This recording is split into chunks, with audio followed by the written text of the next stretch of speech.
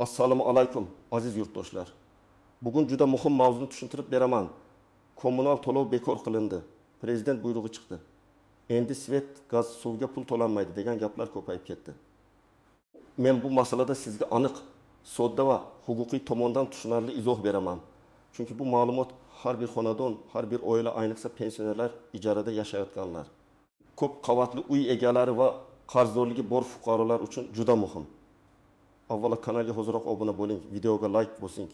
Chunki men bunday yangiliklarni oddiy tilda, vahimasiz, lekin kerakli ogohlantirishlar bilan tushuntirib boraman. Bugungi videoda eng asosiy savolga javob beramiz. Rostdan ham kommunal to'lov bekor bo'ldimi yoki bu gap noto'g'rida talqin qilinyaptimi? Kimlar to'lamasligi mumkin? Kimlar baribir to'lashi shart? Qaysi holatda qarz bekor qilinadi? Qaysi holatda esa ustiga penya ham qo'shiladi? Men avvalo bir narsani aniq aytaman. Kommunal xizmatlar, ya'ni elektr energiyasi, tabiiy gaz, ichimlik suvi, issiq suv, isitish, chiqindi, kanalizatsiya kabi xizmatlar odatda to'liq bekor qilinmaydi. Chunki bu xizmatlar real resurs hisoblanadi. Elektr stansiyada ishlab chiqariladi, gaz qazib olinadi va g'uvurlar orqali yetkaziladi. Suv tozalanadi. Nasoslar bilan uylarimizga keladi. Chiqindi maxsus texnika bilan olib ketiladi. Bularning har biri xarajat talab qiladi. Lekin oxirgi paytlarda odamlar orasida kommunal to'lov bekor qilindi degan gap tarqalishiga sabab bo'ladigan bir nechta holatlar bor. Masalan, ayrim toifadagi fuqarolarga kompensatsiya berilishi, ijtimoiy himoya reyestrdagilarga yordam ajratilishi, noto'g'ri hisoblangan qarzlarning qayta ko'rib chiqilishi, asossiz penyalarning olib tashlanishi, ayrim davrlar uchun subsidiyalar qo'llanishi, eski qarzlar bo'yicha yengillik berilishi yoki mahalliy hokimliklar tomonidan ijtimoiy yordam ko'rsatilishi mumkin. Mana shu yengilliklar ko'pincha odamlar orasida to'lov bekor bo'libdi deb tushuniladi. Oldin qanday edi? Oldin ko'pchilik kommunal xizmatlardan foydalanganidan keyin oyma-oy to'lov qilib borardi. Kimdir hisoblagich bo'yicha to'lardi, kimdir normativ bo'yicha to'lardi. Agar vaqtida to'lanmasa, qarz yig'ilardi, keyin ogohlantirish kelardi. Ba'zan xizmat vaqtincha cheklanardi. Elektr energiyasida avtomatik hisoblagich bo'lsa, balans tugasa, svet o'chishi mumkin edi. Gazda qarzdorlik bo'lsa, ta'minot to'xtatilishi ehtimoli bor edi. Suv isitish, chiqindi bo'yicha esa sud orqali undirishgacha boradigan holatlar uchrardi. Endi nima o'zgardi? Asosiy o'zgarish shundaki, davlat ijtimoiy himoyaga muhtoj oilalarni aniqroq ajratish, aholiga tushadigan yukni kamaytirish, ayrim noto'g'ri hisob-kitoblarni tartibga solish, kommunal sohada shaffoflikni kuchaytirish bo'yicha choralarni kuchaytirmoqda. Ya'ni gap hamma uchun hammasi bepul bo'ldi degani emas. Gap shundaki, kimning huquqi bo'lsa, u imtiyoz olishi mumkin. Kimga noto'g'ri qarz yozilgan bo'lsa, u qarzni bekor qildirish yoki qayta hisoblatish mumkin. Kim ijtimoiy yordamga muhtoj bo'lsa, u subsidiya yoki kompensatsiya so'rab murojaat qilishi mumkin. Asosiy qism 1. Nimalarni bilish kerak? Kim xavotir olishi kerak? Kim xavotir olmasligi kerak? Men buni juda oddiy qilib tushuntiraman. Agar siz kommunal xizmatdan foydalangan bo'lsangiz va hisoblagich to'g'ri ishlayotgan bo'lsa, odatda siz to'lov qilishingiz kerak. Masalan, bir oyda 2 kW elektr ishlatdingiz. Tarif shartli ravishda 2 kW uchun 4 so'm bo'lsa, siz 12 so'm to'laysiz.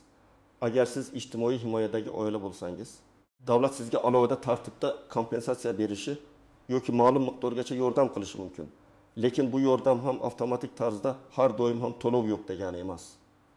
Ko'pincha siz avval to'lov qilasiz yoki tizimda imtiyoz aks etadi. Keyin kompensatsiya hisoblanadi. Birinchi misol, Toshkent viloyatida yashaydigan bir oila bor deb olaylik. Oilada 5 kishi, ota vaqtincha ishiz, ona uy bekasi. 2 bola maktabda, bu pensioner. Ular qishda gaz va elektrdan ko'proq foydalanadi. Oyga elektr bir taksim 1000 so'm, gaz 20 ming so'm, suv 6 ming so'm, chiqindi 25 ming so'm bo'lib, jami bir kun 5 ming so'm atrofida kommunal xarajat chiqadi. Agar bu oila ijtimoiy himoya yagona reyestriga kiritilgan bo'lsa, ularga davlat tomonidan yordam berilishi mumkin.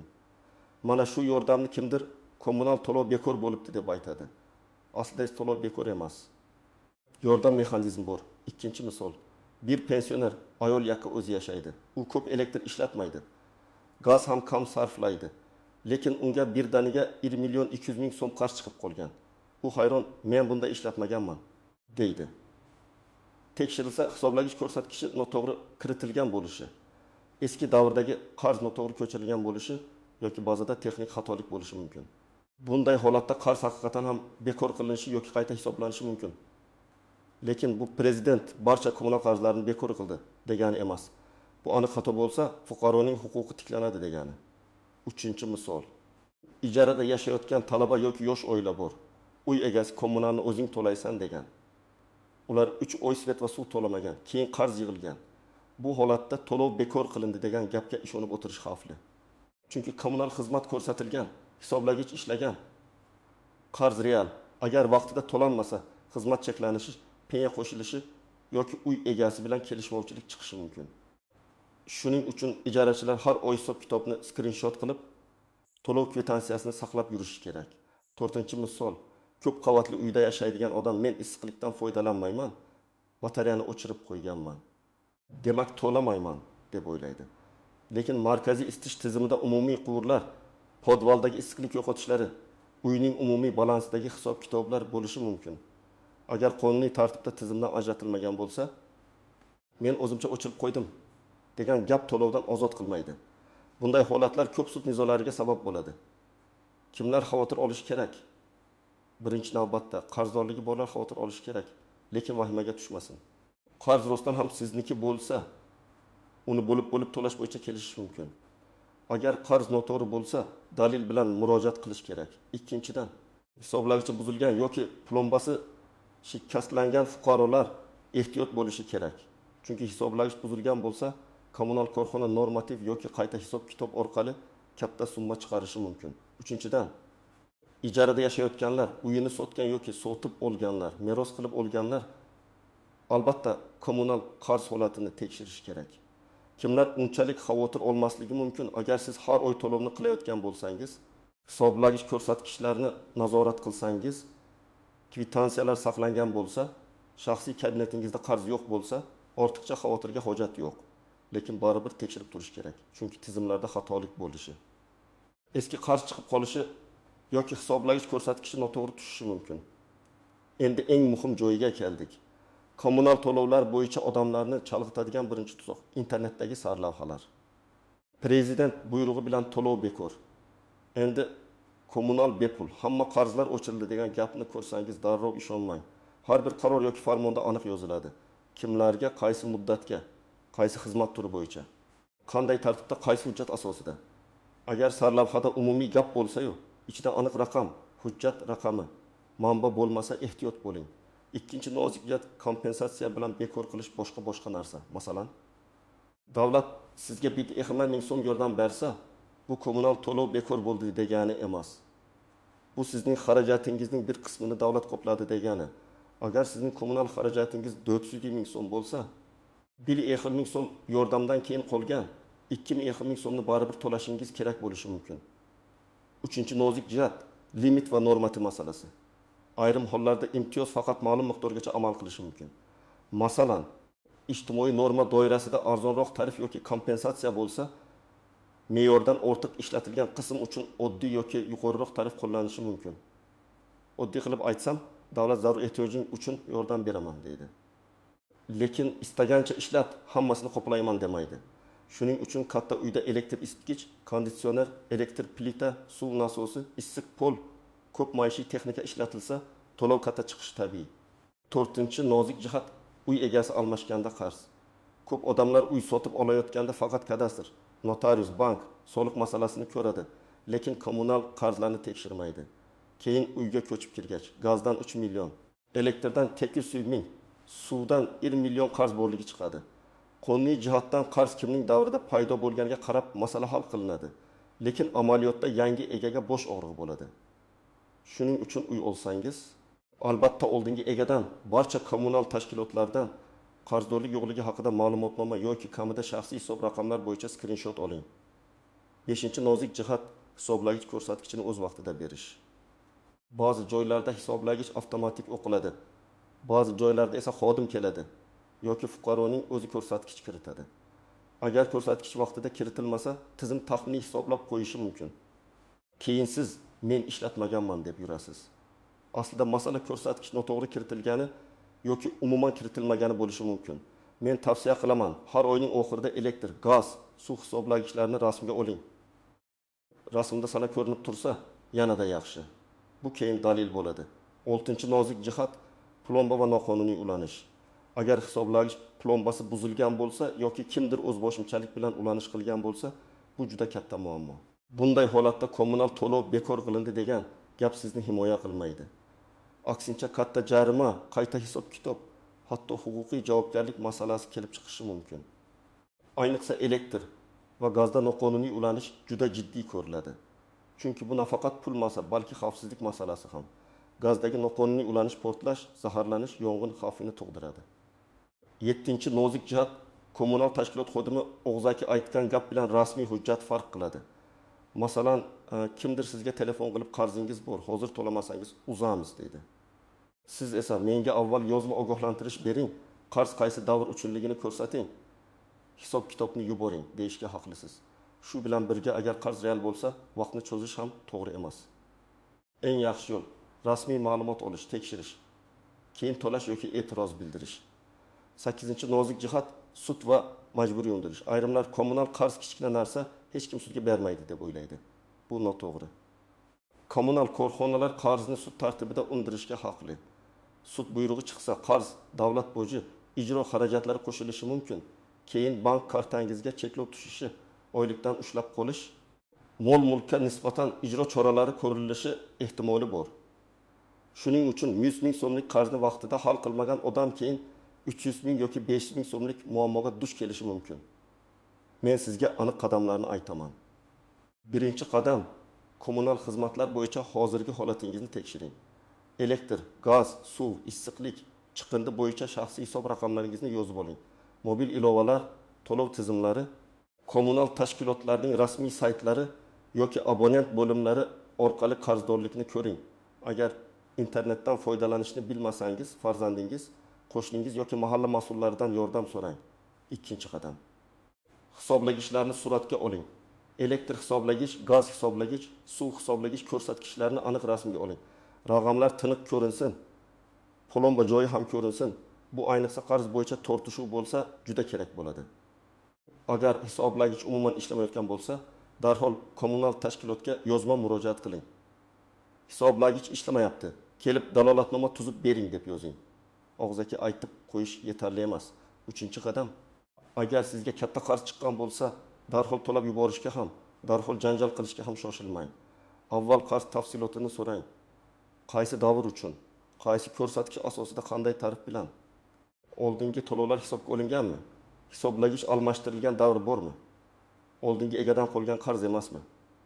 Mana shu savollarga javob oling. 4-qadam, rasmiy ariza yozing. Arizada shunday mazmun bo'lishi mumkin. Men falonchi, falon manzilda yashayman. Shaxsiy hisob raqamim falon. Menga falon summa qarzdorlik hisoblangan. Ushbu qarzdorlikning kelib chiqish davri, hisob-kitob asoslari.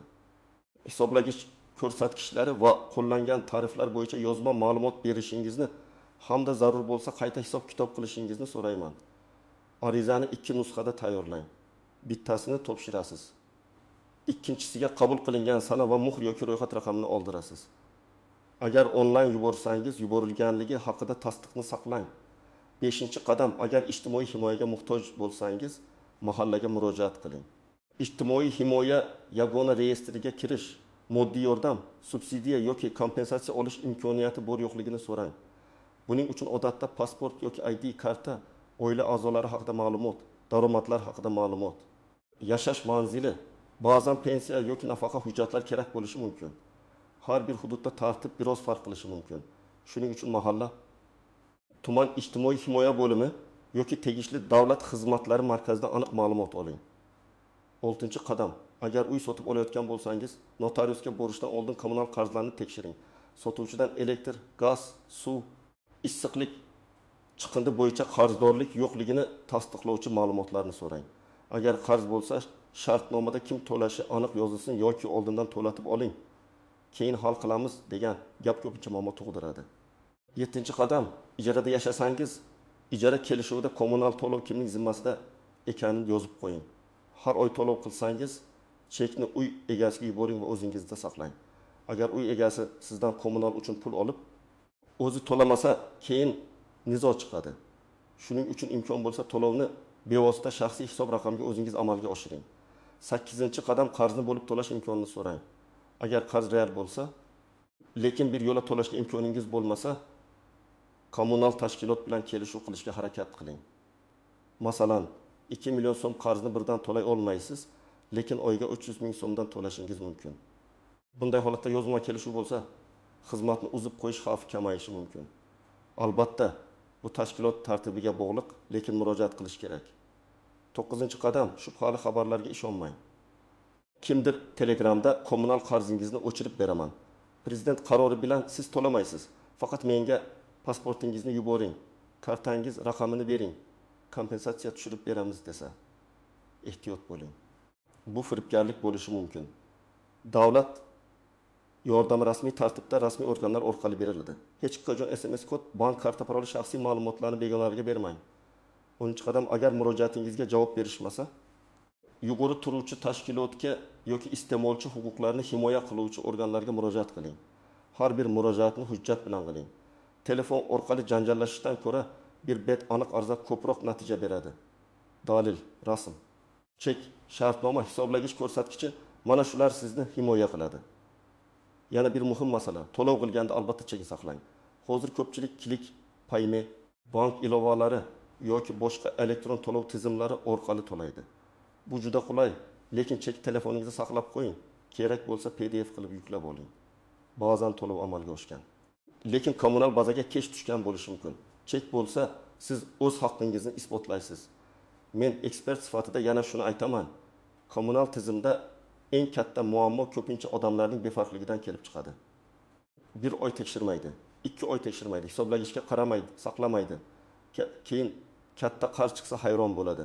Agar siz har oy 5 daqiqa vaqt ajratsangiz, ko'p muammolarning oldini olasiz. Hisoblagichni rasmga olish, qarzni tekshirish, to'lovni vaqtida qilish bu oddiy, lekin juda foydali odat. Demak, bugungi mavzuda eng asosiy xulosa shuki, kommunal to'lov butunlay bekor qilindi, endi hech kim to'lamaydi degan gapga ishonmang. Aslida ayrim toifadagi fuqarolar uchun imtiyoz, kompensatsiya, subsidiya, qayta hisob-kitob yoki noto'g'ri qarzlarni bekor qilish holatlari bo'lishi mumkin. Lekin xizmatdan foydalangan fuqaro odatda to'lovni amalga oshirishi kerak. Eng muhimi, o'z hisobingizni tekshiring, hujjatlarni saqlang. Xatolik bo'lsa yozma murojaat qiling. Ijtimoiy yordamga huquqingiz bo'lsa, mahalla va tegishli tashkilotlarga murojaat qiling. Agar sizda kommunal qarz bo'yicha muammo bo'lgan bo'lsa, izohlarda yozing. Qaysi xizmat turi qancha qarz chiqqan, qanday hal qilgansiz? Sizning tajribangiz boshqa odamlarga yordam beradi. Videoga like bosing, kanalga obuna bo'ling va yaqinlaringizga yuboring. Chunki bu ma'lumot har bir xonadon uchun kerak.